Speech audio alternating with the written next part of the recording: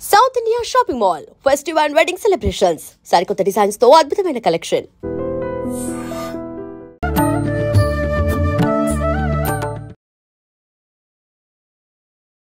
నమస్కారం, welcome to I dream. ధర్మ మార్గం విత్ విజిత కార్యక్రమానికి స్వాగతం. ప్రస్తుతం మనతో పాటు ఉన్నారు ప్రముఖ ఆధ్యాత్మికవేత్త ప్రొఫెసర్ సత్యనారాయణమూర్తి గారు. ఇప్పుడు వారితో మాట్లాడి మరిన్ని విషయాలు తెలుసుకుందాం. నమస్తే అండి. నమస్కారం విజిత. గురుజీ, దీపావళి రానే వచ్చేసింది మరికొన్ని రోజుల్లో. అయితే ఇప్పుడు ఈ దీపావళి పండుగని మనం అందరం కూడా దీపావళి అమావాస్య రోజున మాత్రమే విశేషంగా జరుపుకుంటూ ఉంటాము. ఆ రోజున ఏ రకంగా జరుపుకోవాలి, దాంతోపాటు 5 రోజులు కూడా మనం విధి విధానాలు ఆచరిస్తే ఇంకా మంచి ఫలితం ఉంటుంది, అమ్మవారి అనుగ్రహం ఉంటుంది అంటూ ఉంటారు. అంటే మనకు ధనత్రయోదశితో ప్రారంభమవుతుంది, నరక చతుర్దశి 2వ రోజు, 3వ రోజు దీపావళి అమావాస్య, 4వ రోజు బలిపాడ్యమి, 5వ రోజు యమద్వితీయ. మరి ఇవన్నీ కూడా ఆచరించాలి అని అంటే సింపుల్గా ఎవరికి వాళ్ళు చేసుకునే విధంగా మంత్రమా, ఆరాధన, ఏదో ఒకటి వివరించండి.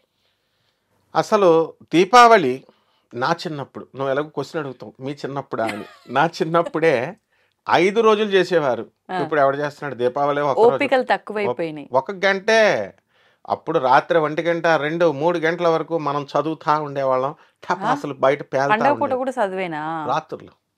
రాత్రులు దీపావళి రోజున చదవాలి కదా, మరి మార్కులు రావాలి కదా, అందుకని ఏదో కష్టపడి చదువుతుంటే వీళ్ళు పటాసులు టపా టపా పేలుతా ఉండే రాత్రులు. ఏమిటిరా తెల్లారుజాము 3 వరకు 2 వరకు అనుకునేవాడిని.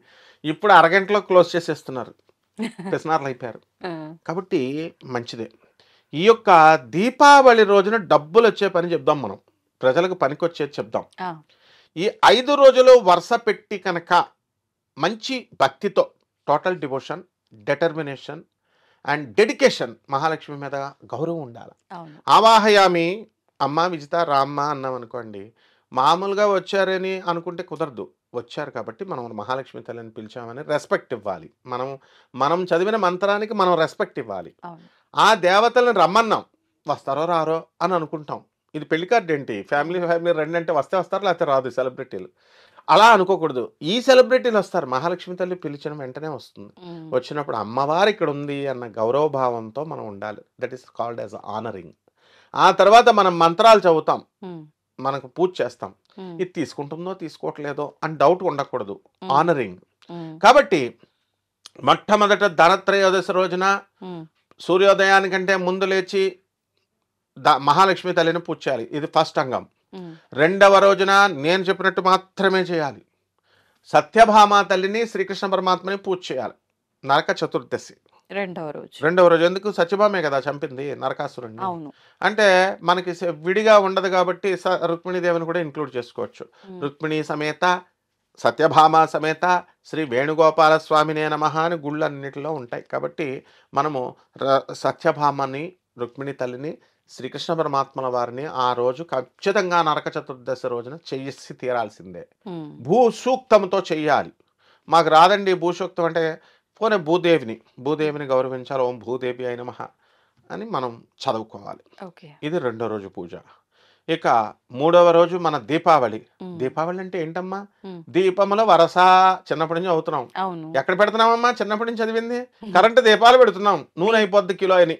నీళ్ళ దీపాలు కూడా పెడుతున్నాం, నీళ్ళ దీపాలు అన్నీ పెట్టేస్తున్నాం, కానీ అందులో నూనె ఇట్లేదు. మనం ఏం చేస్తున్నాము? కరెంటు దీపాలు క్రిస్మస్ పండగకి పెడతారు కదా, అట్లా అలా క్యాండిల్స్ ఇవన్నీ పెడుతున్నాం. యాక్చువల్గా పెట్టాల్సింది నెయ్యి దీపాలు. నువ్వుల నూనెతో పెడితే మాత్రమే లక్ష్మీదేవి వస్తుంది, లేకపోతే రాదు. అసలు దీపావళి పండగే వేస్ట్. కాబట్టి ఎన్ని పెట్టేవారమ్మా? నవావరణలు 9 గడపల దగ్గర పెట్టాల. 9 లేవనుకోండి, మనము ఎన్ని గడపలు ఉంటే అన్ని చోట్ల పెట్టి, మిగతావి 2 చొప్పున గడపకు 2 పెడతాం కదా, తులసి కోట చుట్టూ అరేంజ్ చేయాలి మిగతావన్నీ. నవావరణ పూజ అంటాము. అంటే 9 దేవికి, మహాలక్ష్మి తల్లికి ఏ పూజ చేసినా సరే 9 రెళ్ళు 18 దీపాలు కంపల్సరీ పెట్టాల్సిందే. పెట్టకపోతే కనుక కిలో నూనె అయిపోతుందని అనుకుని మనం చేస్తే లక్ష్మీదేవి మనల్ని కనికరించదు. పూజా మందిరంలో పెట్టిన దీపాలతోటే కౌంటా, లేదంటే అవి మినహాయింపుగా? అన్ని కలిపి ఇంట్లో, బయట గడప దగ్గర నుంచి ఇంట్లో లోపల అన్ని కలిపి 18. ఇక బయట మరి పెట్టాలి మళ్ళా దీపావళి. At least minimum 18, 27 maximum. ఎవరు పెడుతున్నారు? గ్రహాల. అంటే మనకి 27 నక్షత్రాలు. అసలు ఇంకెక్కువ మాట్లాడితే 27 × 4 108 పెట్టాలి. నూనె లేదు కాబట్టి నెయ్యి అయిపోతుంది అని చెప్పి ఇచ్చేస్తారు. అలా చేసేవారు పూర్వీకులు. కాబట్టి ఒక్కొక్కరికి ఎన్ని ఎకరాలు ఉండేవి, 100 ఎకరాలు, 1000 ఎకరాలు ఉండేవి. కాబట్టి ఇప్పుడు ఇందిరాగాంధీ వచ్చి సీజ్, ల్యాండ్ సీజ్, ఇలా అలా చేశారు. కాబట్టి ఏంటంటే అమ్మ, మళ్ళీ ఆ ఐశ్వర్యం రావాలి అంటే మనము లక్ష్మీదేవికి 18 దీపాలు మినిమం పెట్టాలి. కరెంటు దీపాలు ఇవ్వద్దు. తర్వాత నెక్స్ట్ ఏమిటి, నైవేద్యాలు మాత్రం పెడతారు. ఎందుకని మనమే తింటాం కాబట్టి అబ్బా 5 రకాలు 9 రకాలు 7 రకాలు పెడతాం, మంచిదే. అందులో మనం తినేసి కొన్ని పేదవాళ్ళకి పంచడం మాత్రం ఇంక్లూడ్ చేయాలి ఇందులో సిలబస్లో. నెక్స్ట్ యమదీపం మర్నాడు. యమదీపము రోజున రావి చెట్టు దగ్గర పగల సమయంలో మాత్రమే పెట్టాలా. సూర్యోదయం ఉదయించిన తర్వాత సూర్య అస్తమయం లోపల మాత్రమే పెట్టాలా. మళ్ళీ సూర్యాస్తమయం దాటిన తర్వాత పెడితే దరిద్ర దేవత పట్టుకుంటుంది. కాబట్టి ఈ మధ్య సమయంలో ఎవరైతే ఈ దీపం వెలిగించి తమ అన్నల్ని, తమ ఇంటికి భగినీహస్త భోజనం అని ఉంటుంది చూసావా, చెల్లెలు భోజనం పెడతారు. ఈ యమదీపం రోజున అన్నలు చెల్లెల్ని పిలిచి పెట్టాలి భోజనాలు. పుట్టింటికో పోనీ, పుట్టింటికి కాకపోతే ఒకే ఊర్లో ఉంటున్నారు కదా, అట్లీస్ట్ విశేష అన్నా చేయాలి కదా. ఏదోలాగా ఈ చెల్లెలు ఈ దీపం పెట్టడం వల్ల అన్నగారు ఆయుర్దాయం వెళ్ళిపోద్ది పైకి. Longevity of life. శని 6వ ఇంట్లోకి ట్రాన్స్ఫార్మ్ అయిపోతాడు. నవగ్రహాలే మారిపోతాయి. చెల్లెలకి అంత పవర్ ఉంటుంది. చెల్లెలు పెట్టే ఈ పిచ్చన్నలకు తెలియట్లేదు. చెల్లెలు పెట్టే అదే ₹1,00,000 ఇచ్చి 2,00,000 రూపాయలు ఇచ్చి పంతులు ఏమంటే ఏ గ్రహ అరిష్ట స్థానగతా తేషాం గ్రహాణం శుభ ఏకాదశ స్థల ఫల వ్యాప్త్యర్థం అనగానే 2 లక్షలు ఇచ్చేస్తున్నారు. కానీ చెల్లెలకు ₹100 ఇవ్వడానికి ఏడుస్తారు. This is too much. కాబట్టి ఏ గ్రహాలైతే అరిష్ట స్థానగతా, అరిష్ట స్థానాల్లో ఉన్నాయో తేషాం గ్రహాణం, ఆయా గ్రహాలు శుభ ఏకాదశ 11వ స్థానంలోకి వస్తున్నాయని పంతులు గారు చెప్పినప్పుడు నువ్వు ఇస్తున్నావు. నీ చెల్లి దీపం పెడుతుంటే యమధర్మరాజు సాక్షాత్తు ఆయనే వచ్చి చెల్లెలకు వరం ఇచ్చాడు. తన చెల్లెలైనటువంటి యమున ఇచ్చి, ఎవరైతే ఈ రోజున నాకు దీపం పెడతారో చెల్లి, వాళ్ళ అన్నలందరినీ నేను లాంగిటివిటీ ఆఫ్ లైఫ్ ఇచ్చేస్తాను, శనిని ట్రాన్స్ఫార్మ్ చేస్తాను. I will order the Saturn to enter in to the 6th house of the birth chart అని చెప్పాడు. మామూలు ఈ గోచారం కాదు, బర్త్ చార్ట్లోనే మార్చేస్తానన్నాడు యముడు. కావాల్సి రెఫర్ చేసుకోవచ్చు. నెక్స్ట్ అండ్ లాస్ట్ పండగ యమదీపం అయిపోయింది. బలిపాడ్యమే. ఈ బలిపాడ్యం ఏంటండి, మనవాడు ఎవరు బలిచక్రవర్తి అంటే కాంపిటీషన్ ఉంటుంది. కర్ణుడు కాంపిటీటర్. ఈయన కర్ణుడేమో బలి ముందా, కర్ణుడి ముందా, బలి చక్రవర్తి ముందు. వీళ్ళు దానాల మీద దానాలు చేసేస్తున్నాడు ఆయన. కర్ణుడు ఆయన చూసి కాపీ కొట్టి ఈయన కూడా మొదలెట్టాడు. ఆయన చూసి మిగతా వాళ్ళందరూ దాన ధర్మాలు మంచిదే, పరిణామం మంచిది, దాన ధర్మాలు చేయాలి. బలి చక్రవర్తికి ప్రైడ్ వచ్చింది, అహంకారం లైట్గా. విష్ణుమూర్తి వచ్చాడు రా నాయన, విష్ణుమూర్తి ఇస్తున్నాడంటే, ఇప్పుడు నేనున్నానమ్మా, నన్ను ఇంటర్వ్యూకి పిలిచావు గౌరవంగా, ఇప్పుడు నేను విజితమ్మ పిలిచింది, అన్నీ తెలుసు నాకు, అందరికీ గెస్టులందరికీ తెలుసు, నువ్వు మంచి జ్ఞానం, 1500 మంది గెస్టులను ఇంటర్వ్యూ చేసిన ఘనత నీది.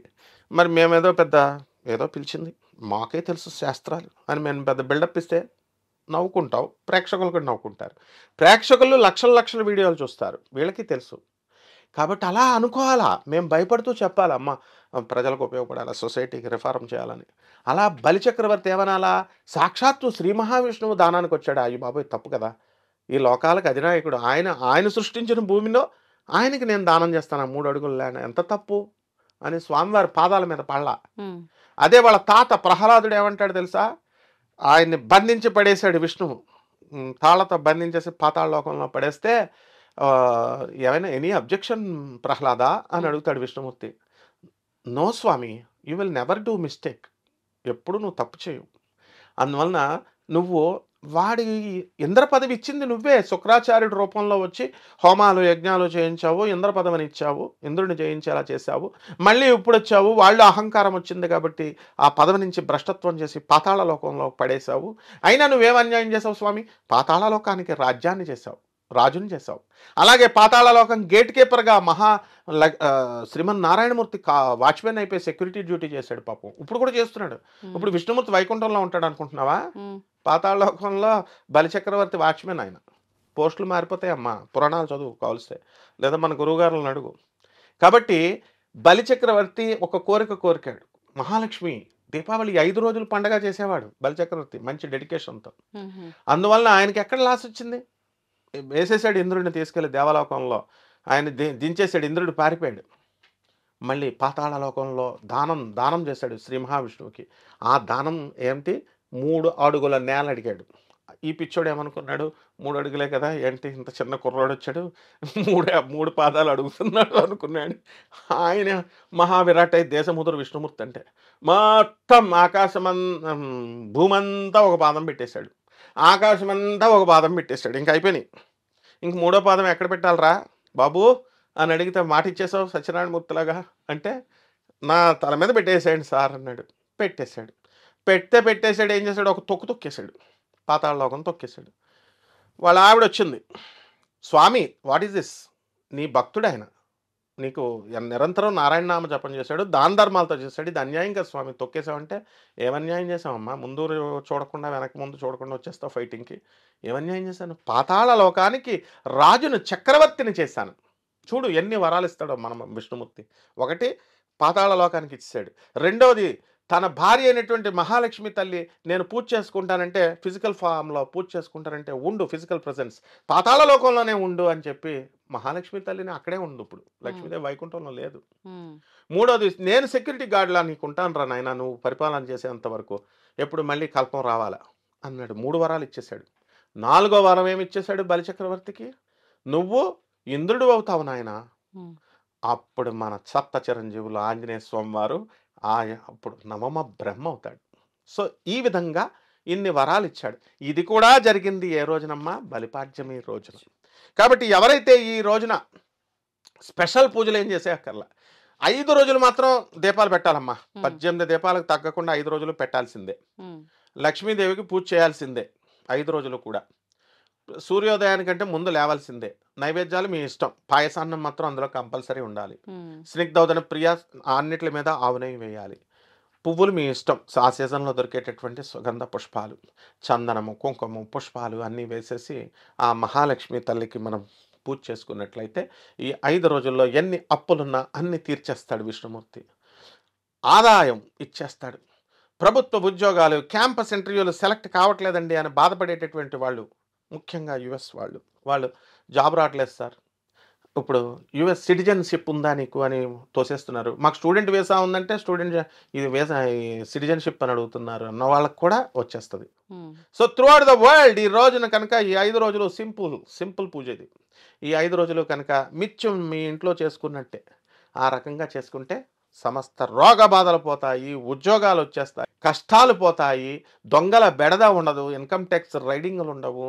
అసలు వీళ్ళ ఇంట్లో కొనుక్కున్న బంగారం రేటు కూడా ఎక్కడికో వెళ్ళిపోద్దమ్మా.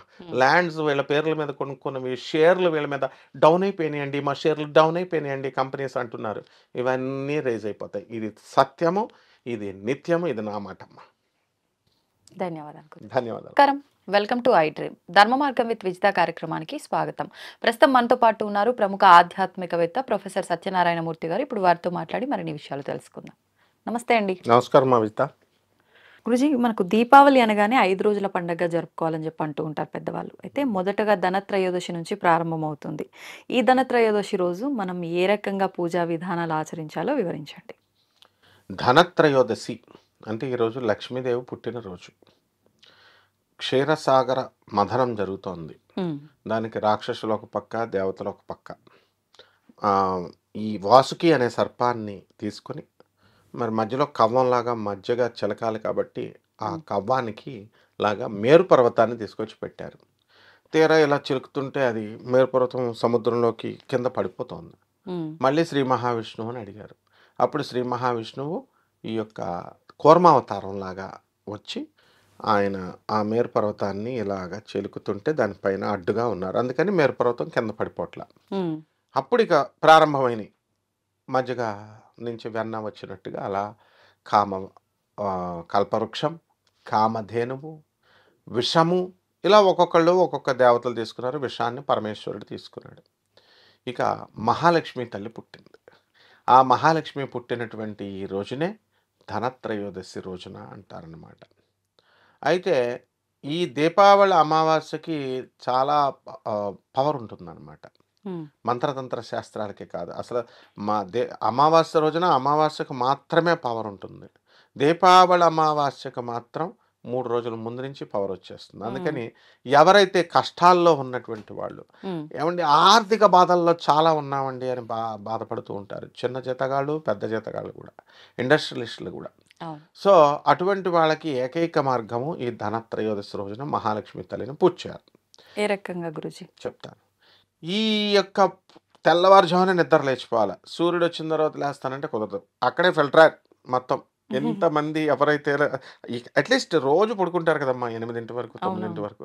ఈ ఒక్క రోజున తెల్లవారుజామున కొంచెం ముందు లేమంటున్నాం.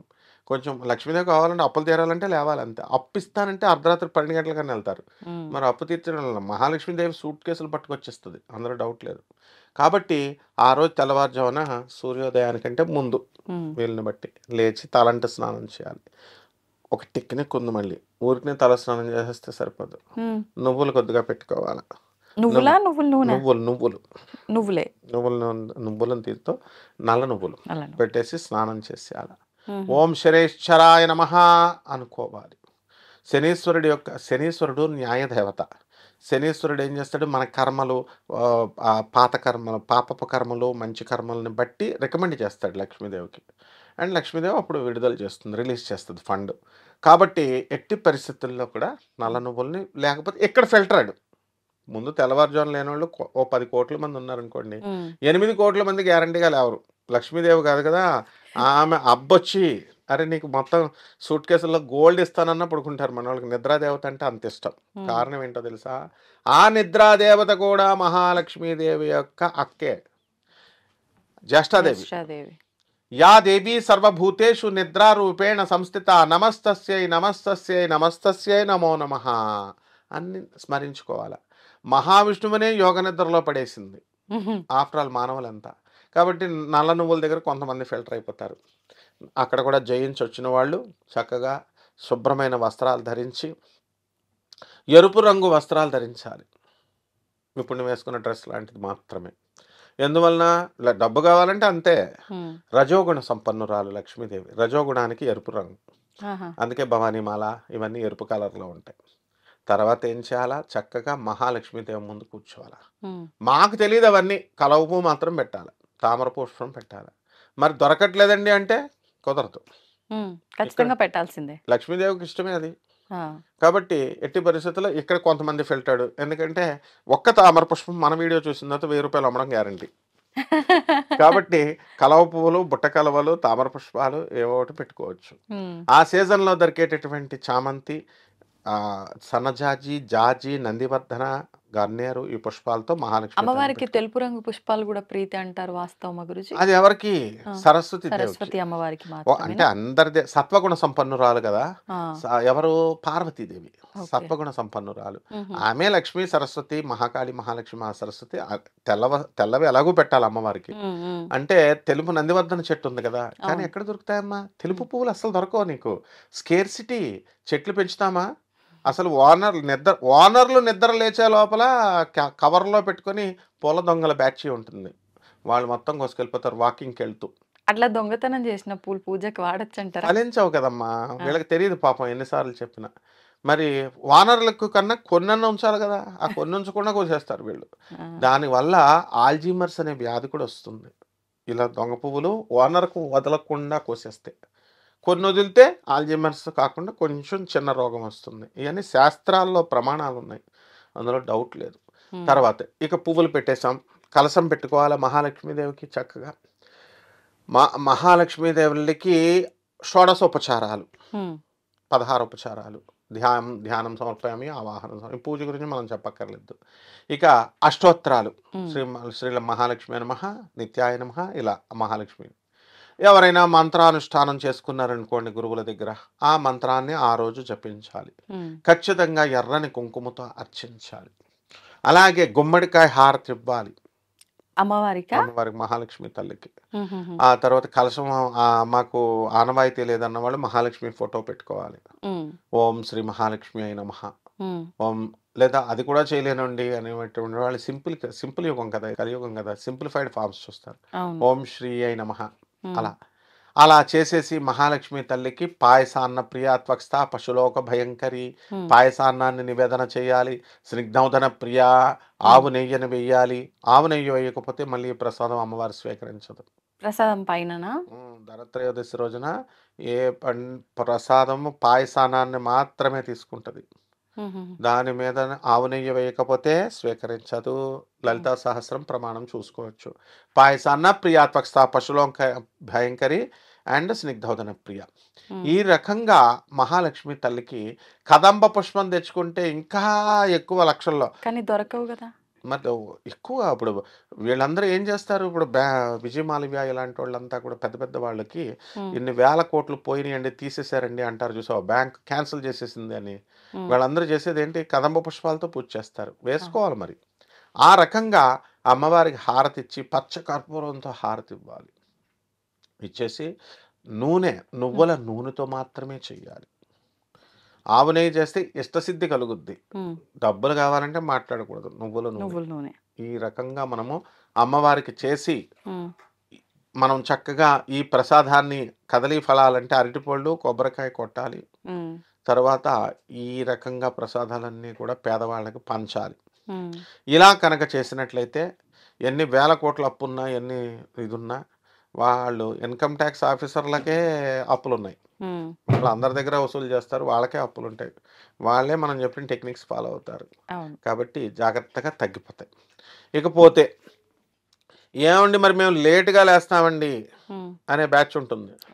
లేటుగా లేస్తే కుదరదు. ఇప్పుడు రావి చెట్టు ఉంది. రావి చెట్టులో 2 రకాల దేవుళ్ళు ఉంటారు.